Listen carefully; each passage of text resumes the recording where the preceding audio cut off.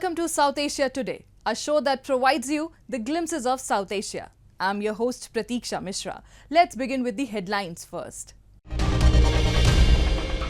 People in Bangladesh struggle amid temperatures so. Nepal celebrate Gehna Khojne Jatra festival. And unveiling India's coastal gems beyond the beaches. Let's begin the show. India is renowned worldwide for its culture and civilization, but its natural beauty sets it apart from the rest of the world. From Kashmir to Kanyakumari, there are many places in the country abundant with the boundless beauty of nature. Let's explore the coastal wonders of India, from the vibrant beaches of Goa to the serene shores of Kerala and Tamil Nadu and the cultural delights of Odisha's Puri. Join us as we dive into the allure of India's coastal gems.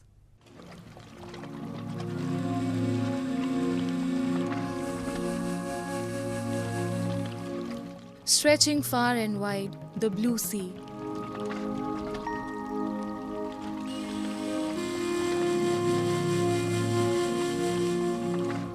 Clear white sand and tall coconut trees. Such a breathtaking view of the coastal areas may hardly be found elsewhere. And who would not want to sit here and enjoy the beauty of such sights of the nature?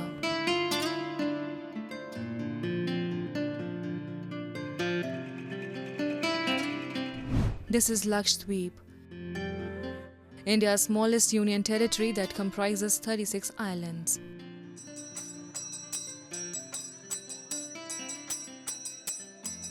Prime Minister Narendra Modi visited Lakshadweep on January 4 and shared his experiences exploring the islands, urging people to visit. He enjoyed the natural beauty while sitting on the shores and even experienced snorkeling.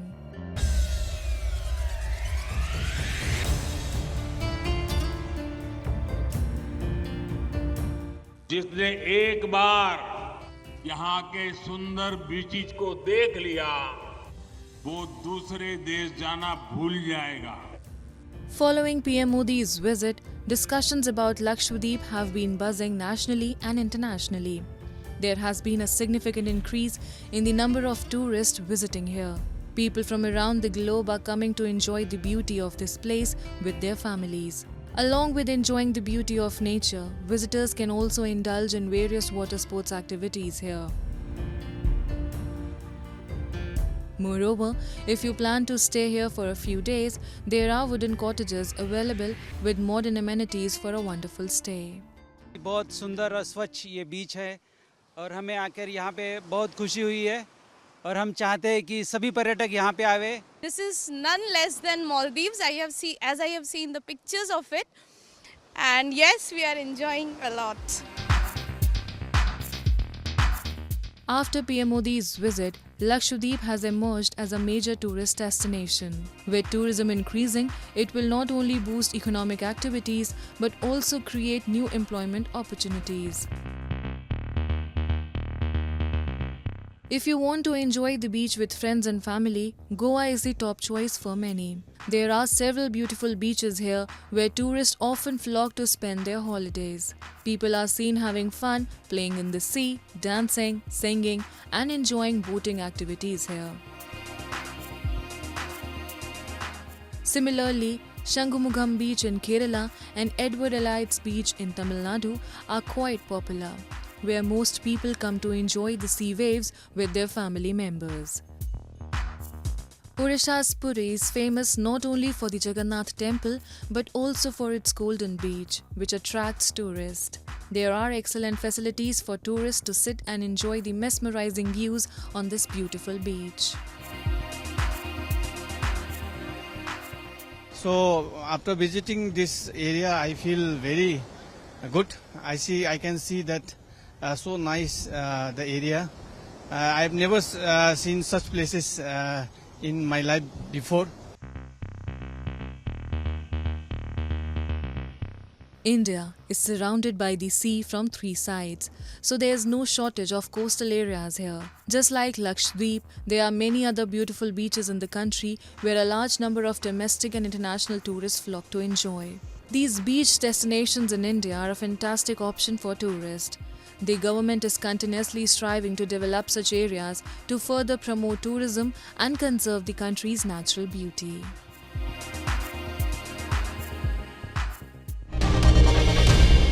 Moving on to Bangladesh, where the country is dealing with temperatures soaring to a staggering 43 degrees Celsius.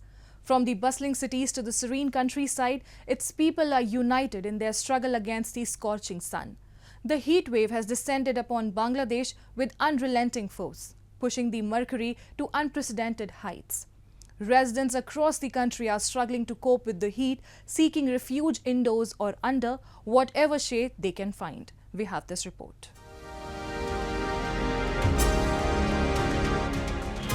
A severe week-long heat wave sweeping over Bangladesh has seen scorching temperatures rise up to 43 degrees Celsius as authorities issued a nationwide heat wave alert this week. Authorities have temporarily shut schools for the week and asked people to stay out of the sun to avoid heat stroke.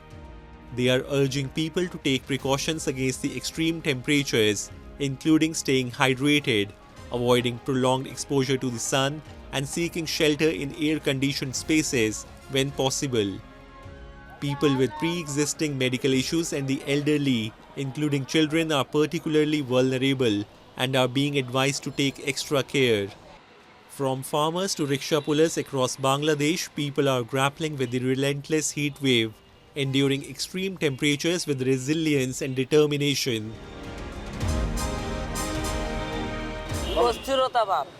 গাড়ি চালানি জানা দুইটা খেপ মারলি পানি খাওয়ান লাগে জিরানি লাগে কুলানি জানা মানে ধরুন গরম তো ধরুন এমন যে রোডে দেখতাছি না মন চাই যে দেশে যাই গিয়ে দেশে যাইলেও তো চলতো না দিন গাছের তলে বয়ে তাহলেও আরাম লাগে গরমে গাড়ি চালাইতে পারি না As per the reports, 2 people died from heat stroke in Chaudhanga and Pabna districts amid the extreme heat weather due to the prevailing heat wave. Extreme weather events like these are becoming more frequent and intense, underscoring the urgent need for global action to mitigate the effects of climate change. Workers who toil outdoors, like laborers and rickshaw drivers, say the brutal heat has become extremely challenging. Emergency measures are being implemented to ensure the well-being of the population. The heatwave condition forced the authorities concerned to close all schools, madrasas and colleges till April 27. Dhaka University authorities also announced to hold classes online due to the scorching heat. কাঁচামাল নিয়ে যাওয়া আসা করতে পারতেছি না মানে গাড়ির ভিতরে টিকা থাকা যায় না যে অতিরিক্ত গরম পড়ছে The heat wave has also left some animals in the zoo suffering and panting from the punishing heat. The government has directed all hospitals to stay prepared as heat strokes and dehydration may become rampant in the South Asian nation due to the heat wave.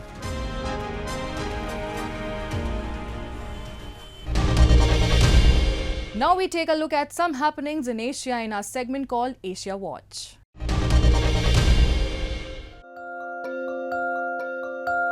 Hualien residents endured a sleepless night as dozens of aftershocks rattled the county in eastern Taiwan. The Hualien Fire Department said 2 buildings already uninhabited after being damaged on April 3rd suffered further damage and were leaning. There were no reports of casualties. Taiwan's Central Weather Administration said the spate of more than 200 earthquakes were aftershocks from the large April 3rd quake. Hualien was hit by a 7.2 magnitude earthquake on April 3rd that killed at least 14 people, and there have been more than 1,000 aftershocks since.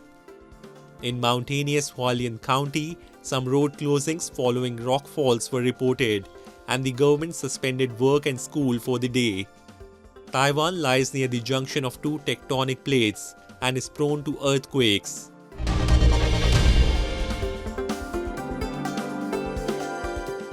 Police in Pakistan's southern city of Karachi shot down a suicide bomber and a militant last week as they attacked a vehicle carrying 5 Japanese nationals all of whom survived, a police spokesperson said. Islamist militants seeking to overthrow the government and set up their own strict brand of Islamic rule have launched some of Pakistan's bloodiest attacks over the last few years, sometimes targeting foreigners such as Chinese nationals. The police spokesperson Abrar Hussain Baloch said that the Japanese survivors have been moved to a safe place in police custody. There was no immediate claim of responsibility for the attack from any militant group.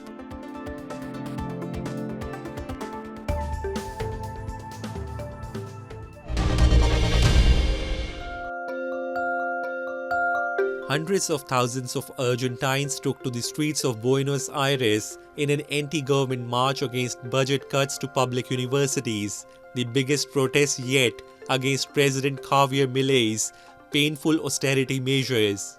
The demonstrations are the latest example of rising tension over spending cuts that are helping undo a deep fiscal deficit but causing hardship in the real economy. In the union-backed marches in the capital and beyond, banners were held aloft in the southern autumn sunshine, reading, "Don't steal the next generation's future," and "Public education is not negotiable." Milei, dealing with an inherited economic crisis after years of government overspending, is employing chainsaw budget cuts that help the state post 3 months of fiscal surpluses at the start of the year. But the cuts have squeezed the public sector badly. Argentina's public universities like the prestigious University of Buenos Aires, which offers free undergraduate education, rely heavily on government funding.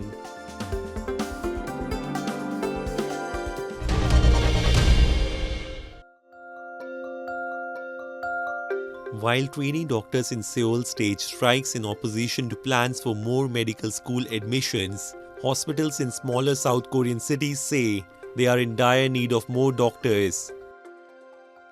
The shortage is at the heart of government plans to increase the quota for medical schools by thousands of students starting next year, but the plan has been met with stiff opposition from trainee doctors and some medical groups who say it would not improve poor working conditions for doctors. While Seoul boasts top-level hospitals, smaller cities have struggled to attract doctors, and the trend is set to worsen due to South Korea's aging population and the lowest birth rates in the world. The hospital's cardiology department, meanwhile, has resorted to using roving doctors from a nearby university hospital because it could not find permanent staff, Cho added. Yoon Gyeom-ja, an 82-year-old woman who had difficulties finding a hospital room to get treatment for a pelvic fracture, said for now she is satisfied with the healthcare system but is worried that there might not be enough doctors in the future. In a complaint this week, the Korea Medical Association, a leading critic of the government's reforms, accused Cho and another staffer of breaking the law by using unlicensed personnel for some medical procedures. Cho denies those claims, a hospital spokesperson told Reuters. The strike by trainee doctors, which began in late February in protest against the government's plan to increase medical school admissions, shows little sign of resolution.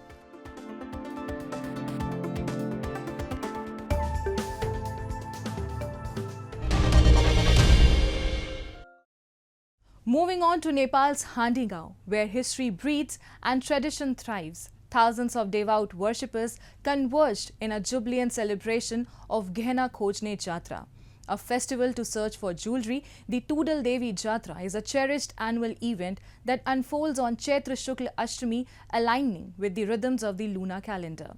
It is a spectacle that not only captivates the senses but also encapsulates centuries of cultural heritage and spiritual significance. Have a look. Thousands of devotees in Handigaon, believed as the capital of Lichavi dynasty in medieval age, celebrated the festival of searching the missing jewelry on Wednesday. The Tudal Devi Jatra, commonly known as Ghena Khojne Jatra, translated as a festival to search for jewelry, is celebrated every year on Chaitra Shukla Ashtami according to lunar calendar. The festival is believed to have started from the period of Lichvi dynasty, which ended in 750 CE, which is considered as one of the golden age in the history of Nepal. On Wednesday, thousands of devotees stood on the edge of the Gehna Pokhri of Hadigaon, eagerly waiting for the arrival of goddesses, who later were stored round pond thrice, signalizing search of missing jewelry. यो चाहिँ नेवारहरूको एउटा ठुलो यो पर्व पनि हो हैन, यो चाड पनि हो। यो देवी देवताहरूको एउटा चाहिँ देवी देवताहरूलाई श्रद्धा गर्ने हैन। आज चाहिँ यो गहना पोखरीमा गहना खोज्ने जात्राको रूपमा मनाइरहेछ। यो टुडाल देवीलाई यहाँको सबै चाहिँ गुठियारहरू है सबै मिलेर यो गहना पोखरीमा गहना खोज्ने क्रममा टुडाल देवीलाई पोखरीमा ल्याएको क्रम हो अघिको। The festival goes on for a week, featuring goddesses touring round the ancient city of Hadigaon, but the main day of the Jatra. The idol of goddess Tudal Devi Vaishnavi is placed on the chariot that is pulled from her temple at Baluvatar and taken through the ancient town of Hadigaon by devotees. On the way to Gehna Pokhri, the chariot is stopped multiple times at the doorsteps of the houses where red mud is painted in front.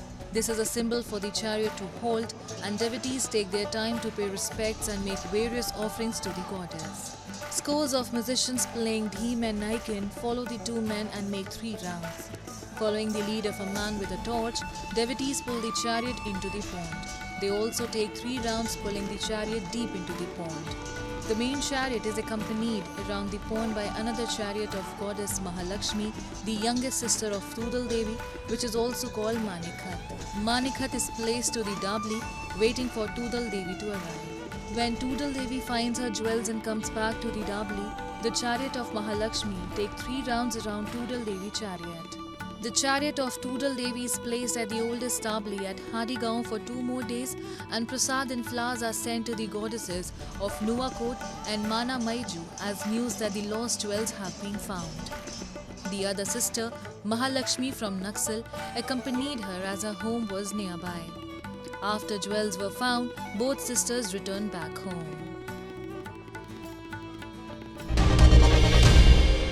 Moving on. Hindu devotees across India celebrated the auspicious occasion of Hanuman Jayanti, the birth anniversary of the mighty deity Lord Hanuman, with traditional fervour. People flocked to temples to offer prayers to the deity, seeking his blessings.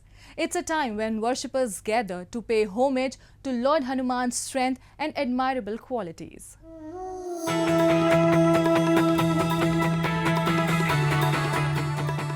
The bustling streets resonated with the rhythmic beats of devotion as throngs of devotees made their pilgrimage towards the sacred abodes of Lord Hanuman. Hanuman Jayanti, celebrated annually, commemorates the birth of Lord Hanuman, symbolizing strength, devotion, and selfless service. Devotees honor his divine qualities, seeking his blessings for courage and protection.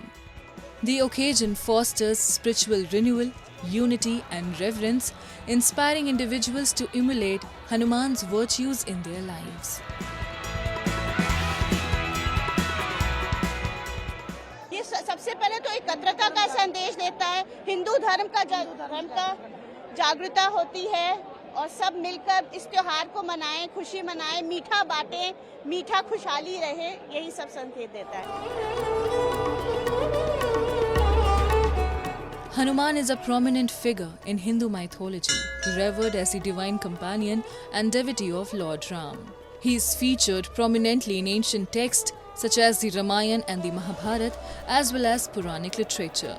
Hanuman is believed to be an incarnation of Lord Shiva and the son of Lord Vayu, the god of wind. His remarkable abilities to vanquish evil and offer protection have earned him widespread worship. Hanuman is revered as a symbol of vigor, strength, and unwavering devotion.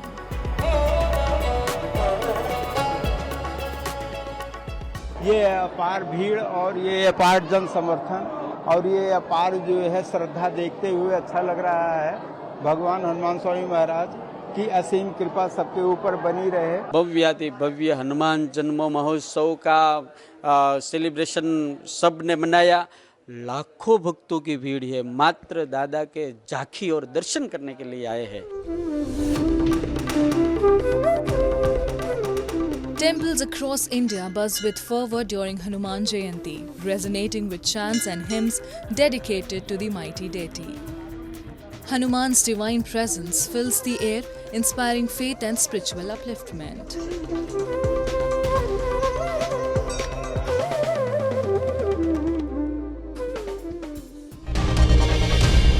Now it's time for me to wrap up today's episode. We'll be back next week at the same time. This is Pratiksha Mishra signing off on behalf of the entire production team of South Asia Today. Goodbye and take care.